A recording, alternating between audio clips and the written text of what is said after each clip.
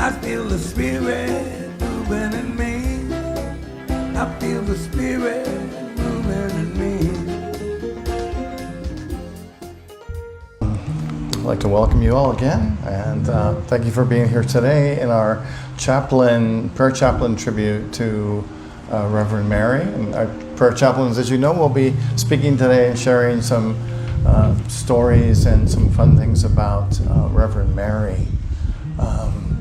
And I'm just wondering if we'd be better off closing this door and opening some windows. I think that would give us. Thank you for. I feel like I'm on a boat somewhere out in the middle of the ocean.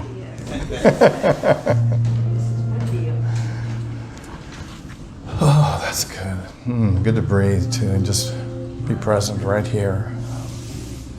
And so, thank you for continuing to wear your mask today. We do ask that you wear your mask over your nose and your chin throughout the entire service. And if you need to go to the restroom, you're certainly welcome to go through here. You might have noticed that our bridge is under construction. So if you were to try and go through my office door like you could in the past, you would have to cross a moat. We are working on getting a nice bridge up there. That'll happen soon. But in the meantime, you can cross through here. Just watch out for our cord and take care of yourself. And also, the prayer chaplains will be here after the service today to share their in-person gift and passion of prayer with you, if you'd like a socially distanced with masks on prayer. It's so great to be back in the building again. I am seeing that we're going to continue small services like this, 20 people only by reservation after Mary's memorial service next week, the following Sundays. All right, so let's see. Well, why don't we pray in? How would you like to do that? So I invite you to take a breath and breathe into this moment.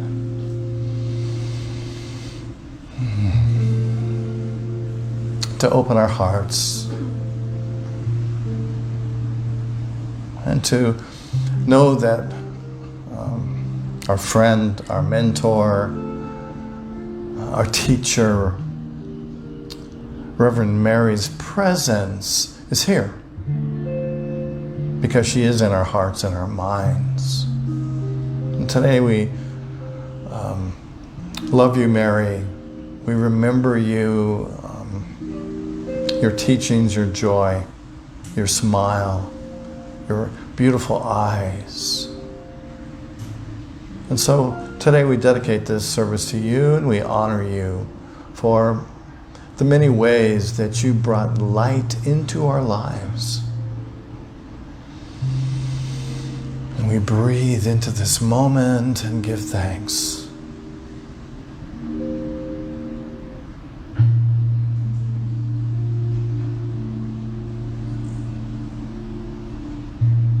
And we give thanks in the name and through the power of the living, loving presence of God, expressing in and through and as us, and in our beloved Mary. And so it is. Amen.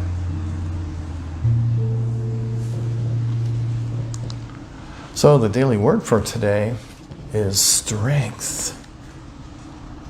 Divine strength invigorates my body and quickens my mind. If I feel my energy waning during a time of vigorous physical or mental activity, if I get my get up and go and realize that it's got up and gone, where did it go? It was here a minute ago. We remember these inspiring words from the Prayer of Faith by Hannah Moore Kohas.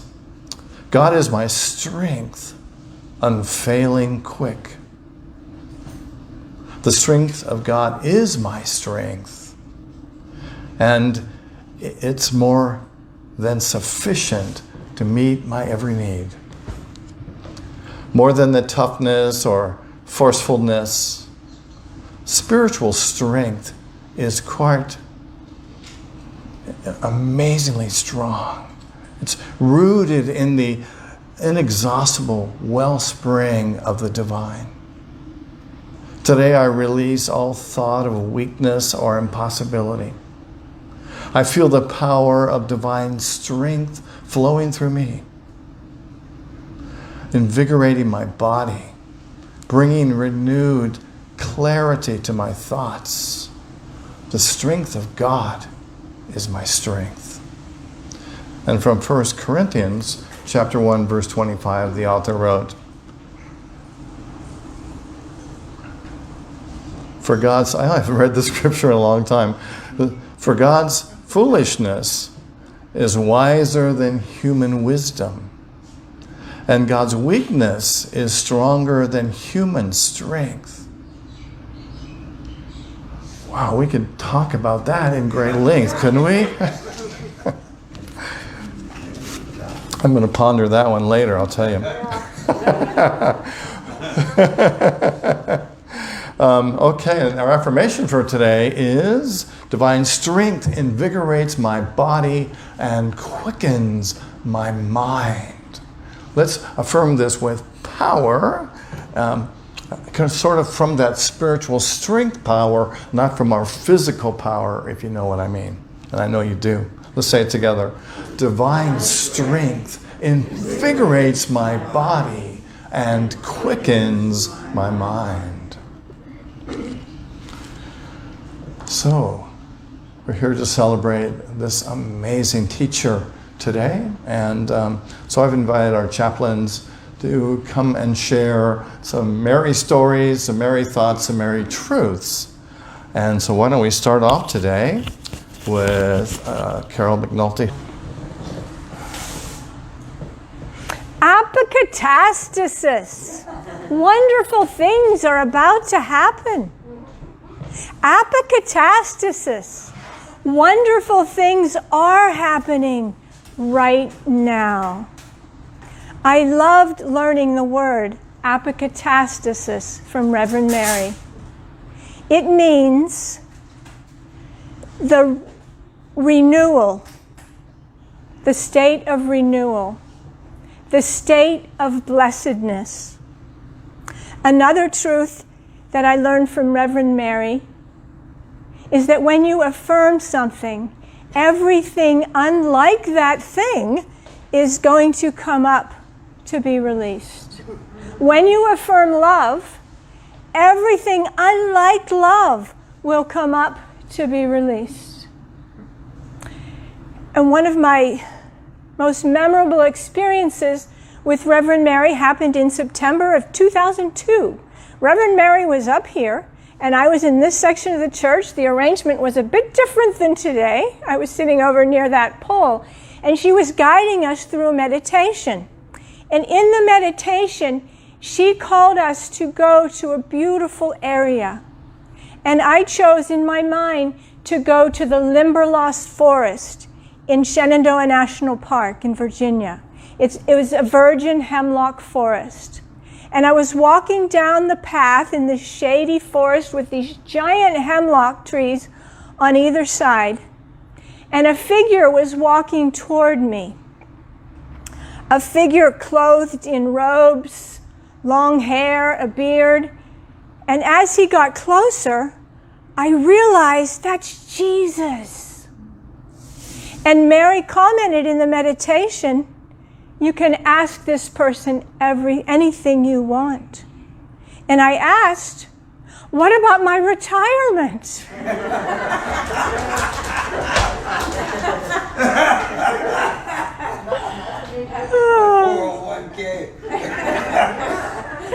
And that figure came up to me and gave me the sign of the cross and said, it is done.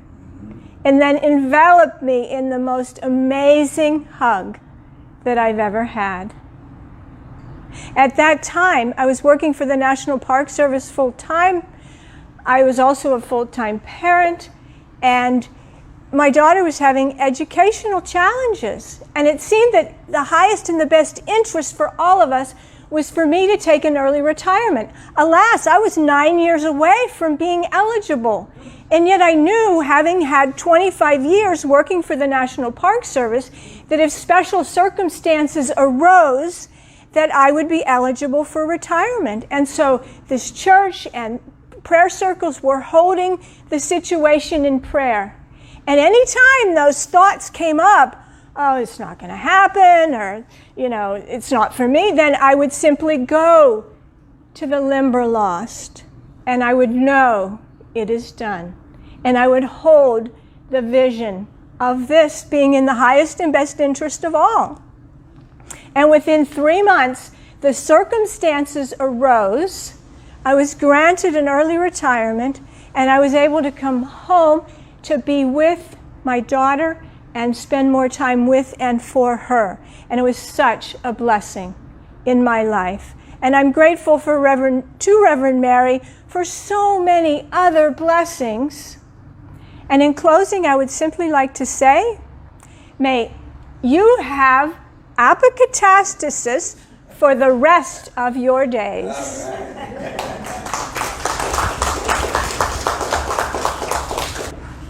Aloha.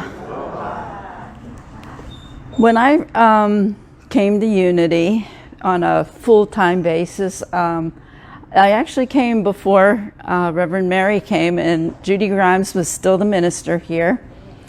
And at that time, we didn't have this part of the building. And we decided that that was part of the we needed to expand, and Judy started, okay, we're going to build something over here. And it was just kind of ambiguous, but we were building something over here. And then Reverend Mary came in and she goes, okay, I see it now. It's going to be glass windows and open, and so that's what we got. And it's so beautiful, and I'm so grateful that she had that vision right away as soon as she came here. One of the other things that I was doing at the time was I was heavily involved with Bonnie or Cannon doing the children's program. And when Mary came along, she was extremely grateful and everything, and she said, you guys, I got a bigger vision. And so she expanded it to where she brought Sandy Foreman over, and we had the children's program grew, and we had lots of really wonderful programs teaching the children. And for me, it was deeply touching because I have been able to be a part of so many children growing up in this church. Xander, Joy, Kurt's daughter, and Carol's Aaron. And I just, I can name Emily. There's just so many. It's just, and it's, I can't believe that so many years have gone by, but it's been so incredible. And then the next thing that is very touching to me was that Mary was a part of the Association of Global New Thought. And she brought up how she would go over to have these meetings with the Dalai Lama and everything like that. And she had just also started our, oh yeah, I've read about the Prayer Chaplain program. Thank you.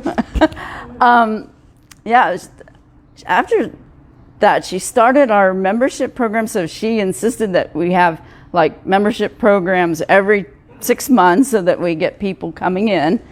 And she held that vision, and I was like one of the first group of people that was became a member of the church under her. Then she started Virgie. I know she was the driving force behind Virgie, picking up the hula baton, and she started the hula hui. So that we went to this point where she was giving us all these little tidbits that we're going to go to Italy. We're going to go to Italy. and we're going to meet with the Dalai Lama, and well, maybe we take the hula hui with us and have them dance for the Dalai Lama.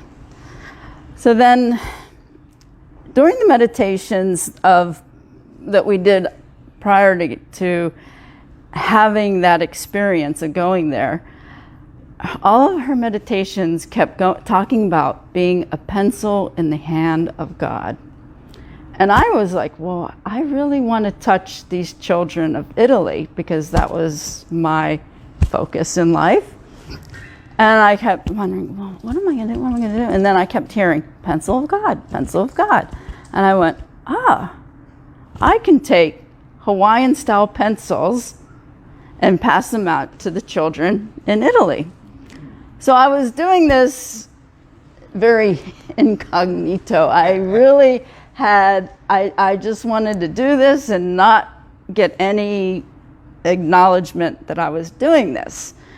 And I had just gotten this blue tile cross in Assisi, and I was wearing it, and somehow it wasn't fastened properly. And as I was passing out pencils, and we had to go rush back to the bus to take us back down to our hotels and everything.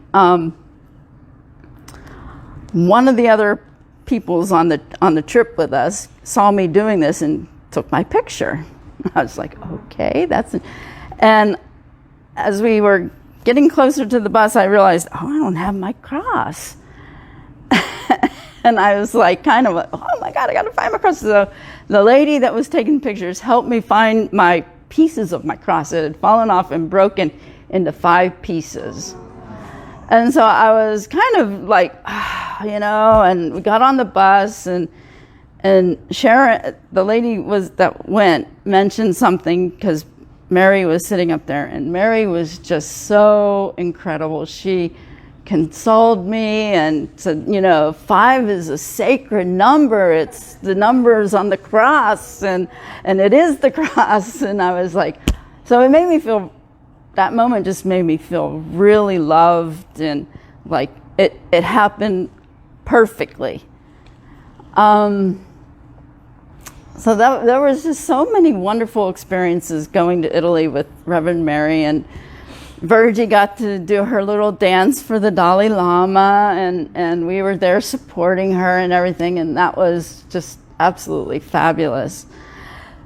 The next experience that really impacted my life was on 2007. We were doing the Gandhi and King season for nonviolence, and we got to go over to California, what they created called the Peace Train. And so a number of us from the hula hui, and at this time Virgie had turned over the reins of the hula hui to Holly, and she was up in Boston doing her doctorate. And so we were on this train, and it was such an experience, because we decided that we were going to get up while the train was slowly going from town to town. We were going to get up and we were going to try and dance on the train while it was moving. So I was like, okay, this is really interesting.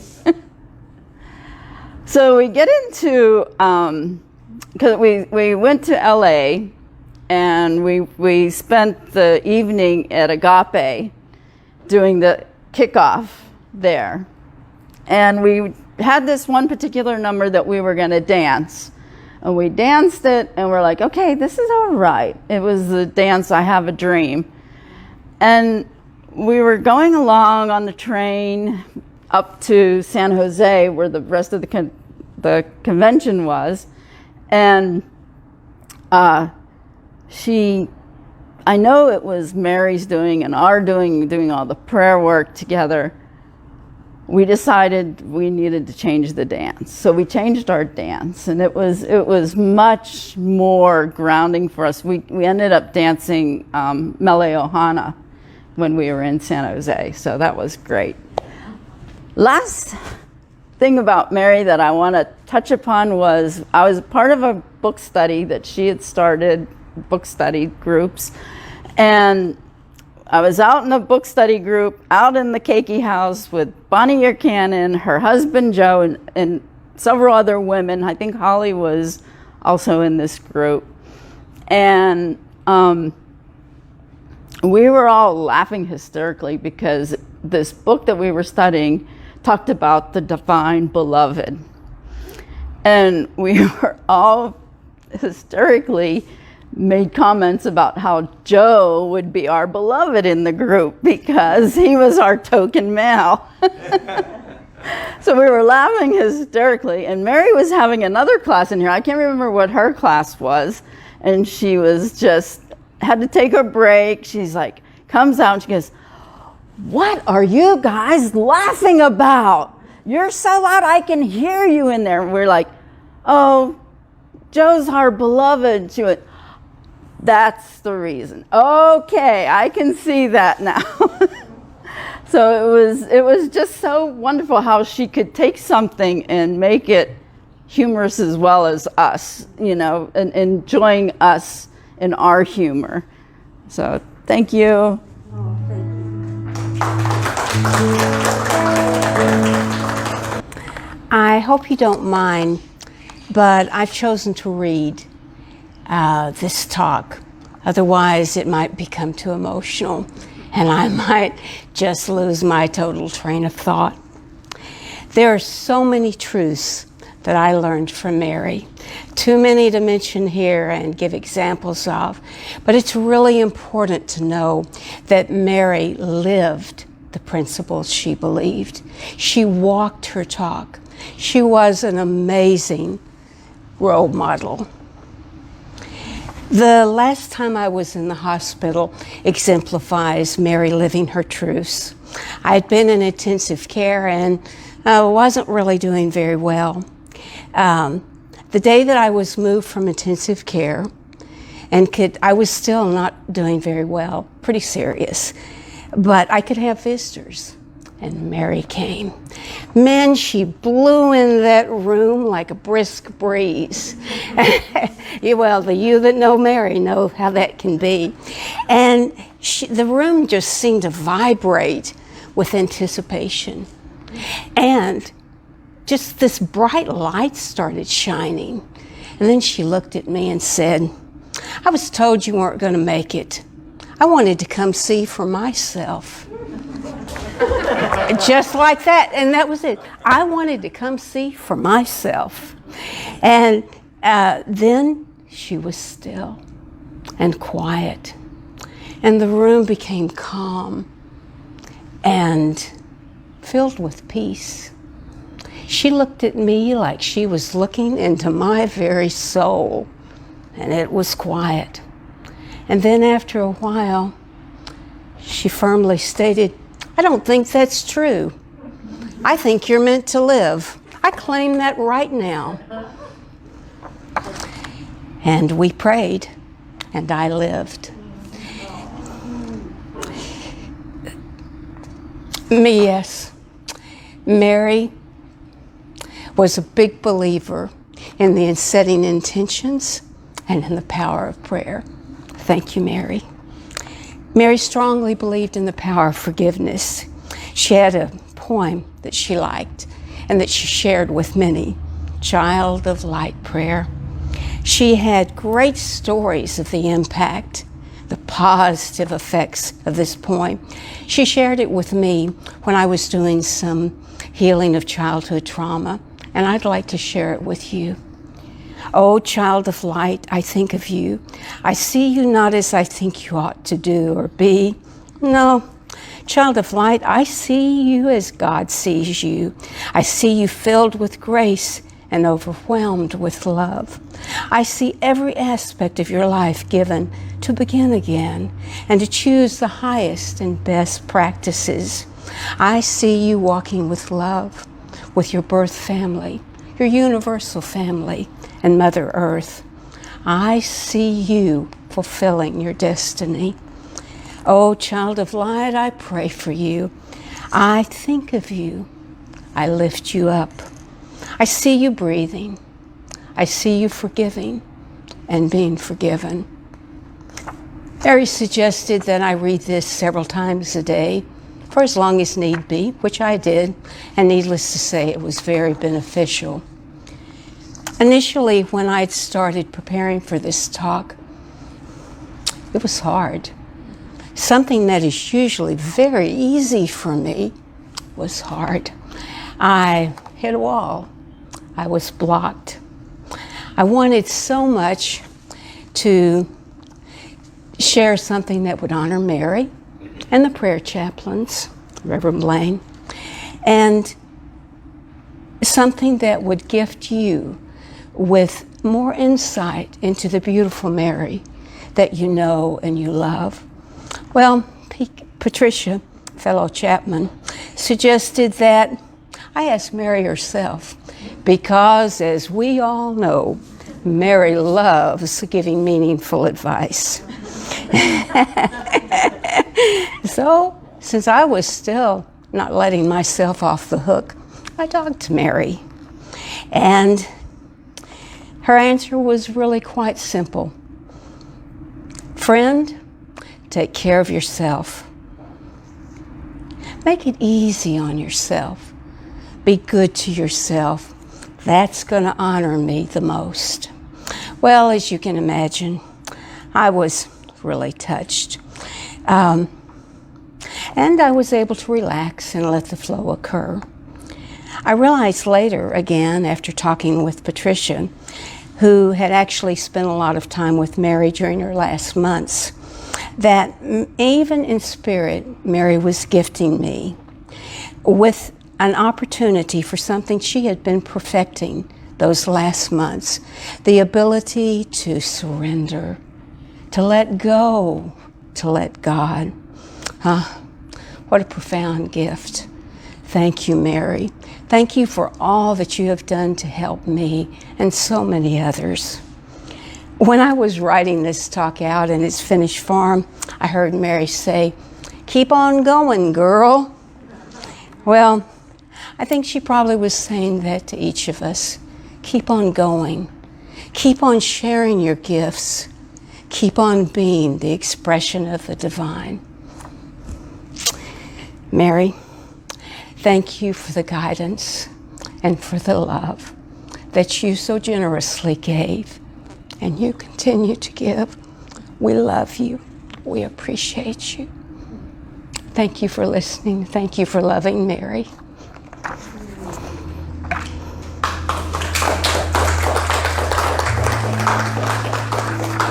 So many references. All true. So many stories that will live in our hearts forever. So, as Diane indicated, she was stuck, didn't quite know what to say, which is very unusual for our friend Diane. Oh, cannot hear me, sorry. And when I offered to her to just talk to Mary, anybody that's experienced Mary, you probably in particular, sir, know how good she is at giving direction. And not necessarily giving advice, but giving you a way to go, how to be, who to be, and sometimes when to be that. So during the last few months, thank you, Diane, for referencing that I had the privilege of spending with her, quite intimately and quite vulnerably. One of the things that I continued to be very clear about being in her presence was, folks would ask me, "So how is Mary doing?" And I'd say, okay, here's how I can answer that. Mary, that we know, is doing incredibly well. And that earth suit that she's considering whether to keep or let go of, it's having its own experience. But just because her physical body was having an experience, it had nothing to do with who Mary was, or what Mary was, or how Mary was. One of the most amazing things, out of too many to even talk about, was in conversing with her, and many folks that came to visit her could say this. Her eyes were brighter than I've ever seen them. The energy in this room, which was not very small, was exponentially expanded. People that would come in, some of the healthcare nurses and different folks that would come to visit her, had miracles that they hadn't even anticipated could have happened for them. It became, in her caregiver world, this space that she was occupying became the healing center. And she would share story after story of different people that would come to assist her and come to do this for her, come to be there with her, and the varying miracles that they had had in their lives. So even when she was making the choices of, I don't know, Patricia, do I push through this? We all know that I know how to push through anything. But then on the other hand, there's this thing that the teachers tell us about surrender. So do I push through or do I surrender? And it was a true quandary in her heart and in her mind. And I looked at her intently and I said, Mary, if there's one thing I know about you, when it's time to make that choice, ultimately, you're going to know. The Jesus consciousness, the Christ consciousness within you has guided you for as long as I've known you. Your love and connection and words that you share of God will speak to you. There will not be any doubt. There will be no concern. You will know when it's time to have that happen. That's very useful information, Patricia. One of the other experiences, and I think I forgot to hit my timer here. Where did it go? No, never mind. One of my other experiences, years ago, she asked me to become her personal assistant. Never done that before. I thought, okay. And so she had a whole litany of things that I needed to do and how I needed to do it and what it was that I was supposed to be doing and stuff like that. And one of the things that she was very clear about, and the one thing I need that nobody else has ever done very well or has been able to even do at all, was to be able to say no to me.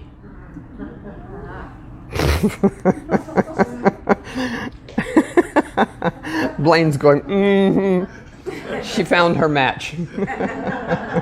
My request of her was that, okay, have any of you experienced over your experiences with Mary this thing that I affectionately termed Mary speak? So I had already become aware of that, and I already realized that sometimes when she gave directions or wanted you to do something, you got a bit and a bit and a piece, and you, I have no idea what I'm supposed to do. So my request of her was, okay, I'm happy to do this. You're going to train me the way you want me to be. Tell me what to do, how to do it, when to do it, where to do it, with whom to do it. I'm fine with that.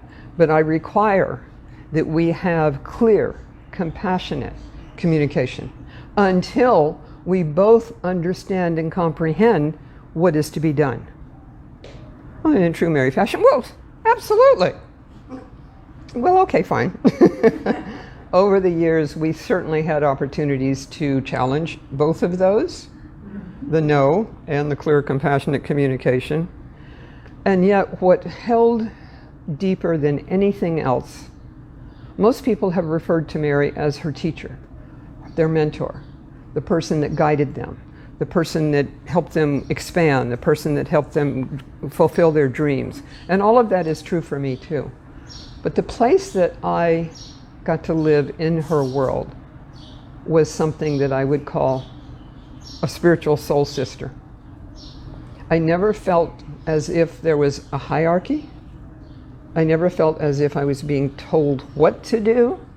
I was simply being held in the love that she had and the love that we shared together in, let's use this foundation of love that is ours to both grow, to both expand, and to both continue to be that living, breathing expression, hands, heart, and voice of the beloved, of the divine.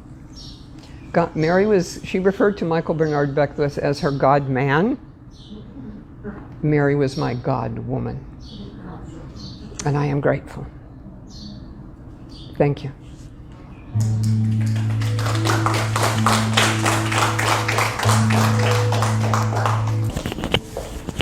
Let's give our prayer chaplains a nod and a hand. Thank you.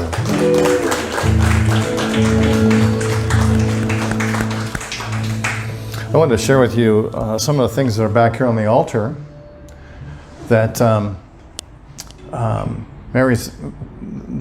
Mary accomplished and are meaningful in her life.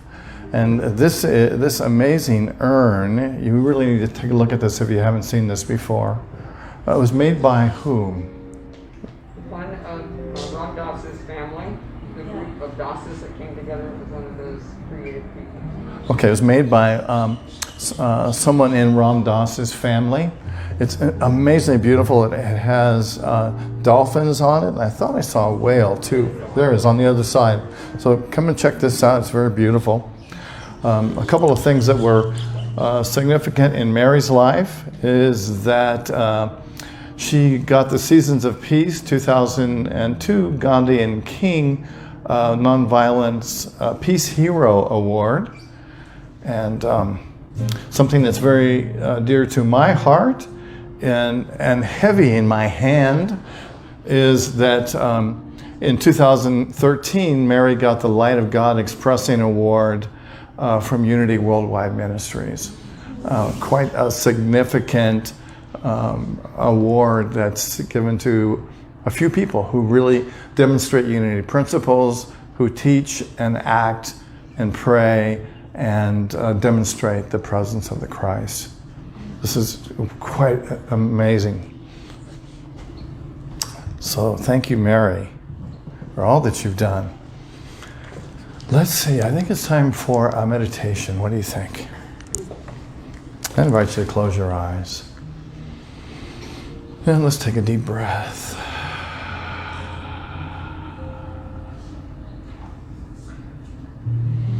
Breathing into this moment. Giving thanks for the very essence of life that is moving through our bodies, through our minds, as our spirits.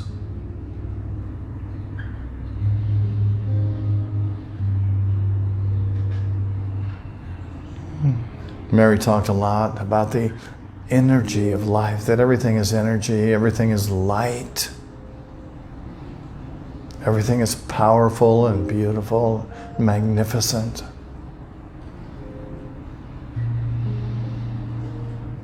She shared with so many people how to be that light.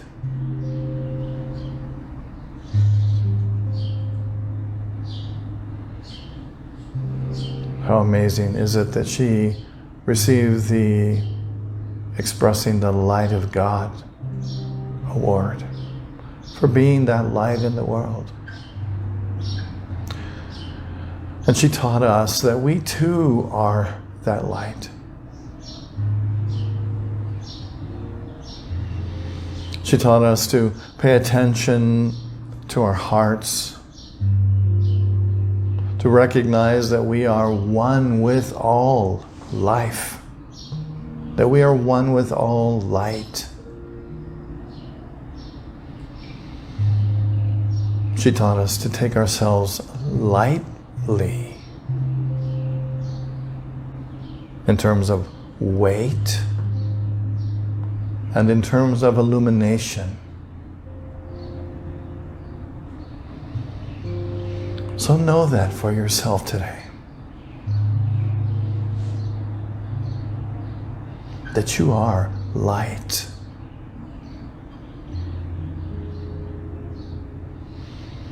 That you wear this truth upon your heart. And that truth allows you to take life lightly.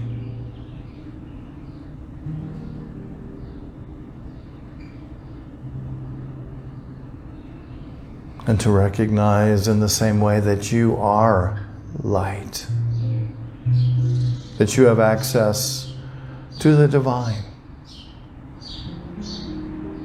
Not because you're separate from the divine, but because you are a perfect aspect of the divine. No separation. Breathing in and breathing out. Breathing into this truth. In a moment, we'll join together for a short time in the silence. And I invite you to contemplate on the truth.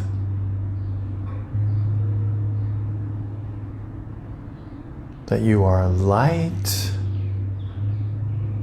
and you are light. Let's do that in the silence.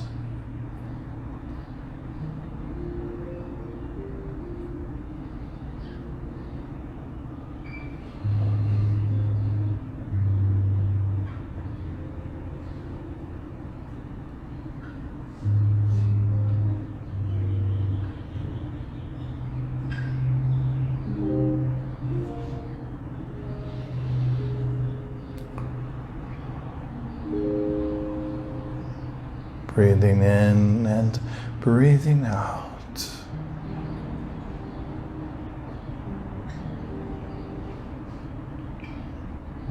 And I invite you to begin to bring your awareness back to this moment.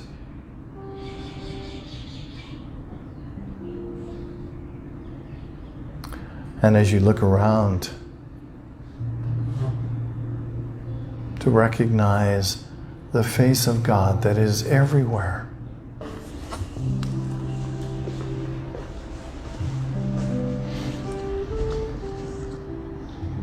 Martha Smock wrote, "I have faith in you because I have faith in God in you. I do not pray for you to be better than you are. I pray for you to be as good as you are. I pray for you to express your Christ self. I do not pray for you to be happy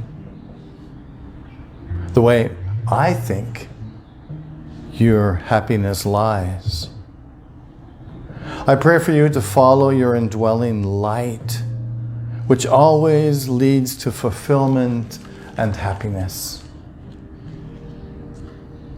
I do not pray for you to be free from responsibilities.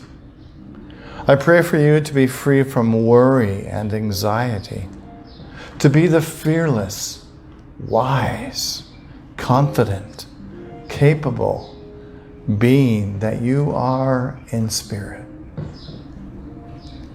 I do not pray for you to conform to my idea of success or fulfillment.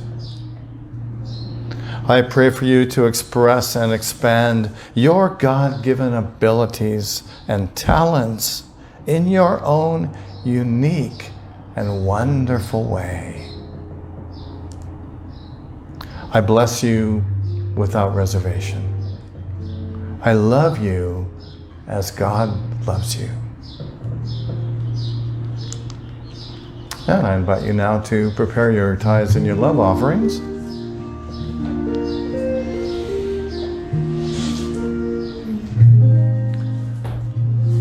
And I invite you to give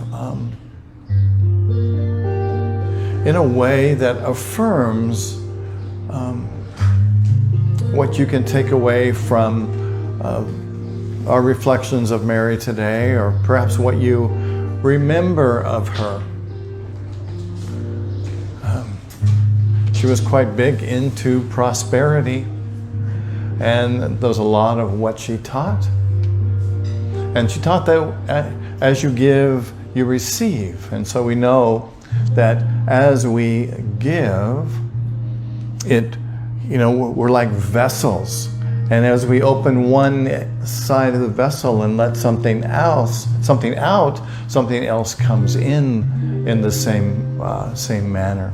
So we know that as we give, we receive. And thank you for sharing your God-given gifts with us today. And so why don't we affirm and pray together as we hold our love offerings, our prayer of prosperity, an affirmation of prosperity, which begins, through a grateful, giving heart, my mind and life overflow with the abundance of God's all-providing, infinite supply. Words. And today's flowers, this amazing orchid is offered by Emily Goss and me. Something that I picked up at Costco a month ago, and it's just blooming, enjoying this moment. And I'd also like to thank Emily Goss for all that she does to help us put these services together, and as our video technician and audio technician. Thank you. Let's see what else we have here. Oh yeah. Oh, next week is our big Reverend Mary Memorial Service, and that's going to be right here at 9:30 and 11 o'clock next Sunday. And you'll need to make reservations, and it'll be very similar to this service in that sense that we'll ask you to wear a mask and socially distance. And make your reservations soon if you haven't already done it. And there are sign-up sheets on the table over where Kailani is sitting.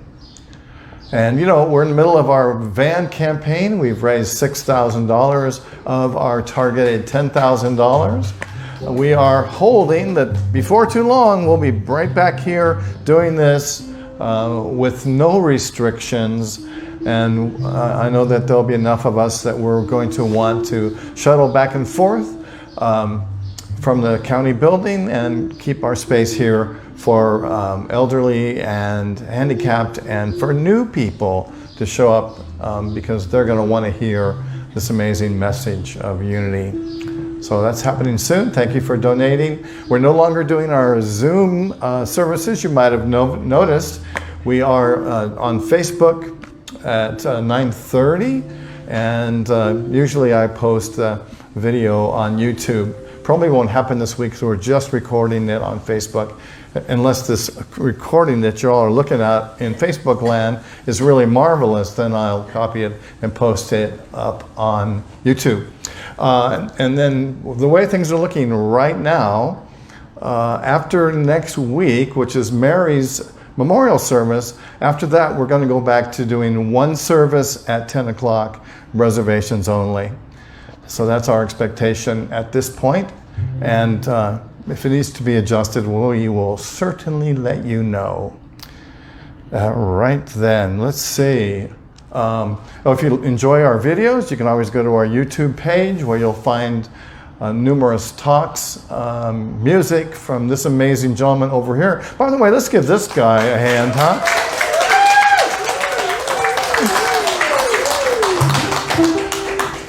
Even under that mask, he cannot hide his buttery voice, Makes you wish you had some popcorn to put all that butter on, doesn't it? Oh, and by the way, too, if you haven't noticed, I have a Ho'oponopono meditation that's up on our YouTube page as well. And I think you'll find it very healing and relaxing. And so, let's say this together as a benediction for Reverend Mary. Together. Aloha, Reverend Mary. We do not say goodbye to you. Rather, we say Godspeed on your journey of everlasting life. We love you, we bless you, we appreciate you, and we behold the Christ in you. Mahalo and aloha. And let's say together the prayer. I thought you'd want to just take a look at.